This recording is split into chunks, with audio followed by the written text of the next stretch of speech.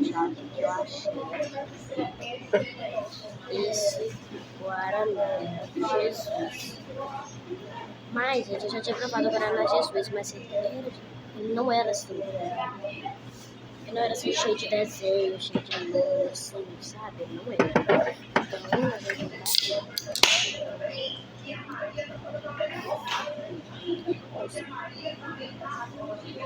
depois eu provei Guaraná Jesus, mas era azul e rosa. Era os dois.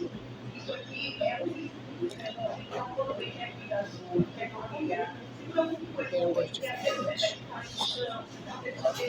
Vocês têm um gosto de babalu, ele tinha um gosto de chiclete. Mas babalu é chiclete, né? Mas ele tem um gosto de babalu.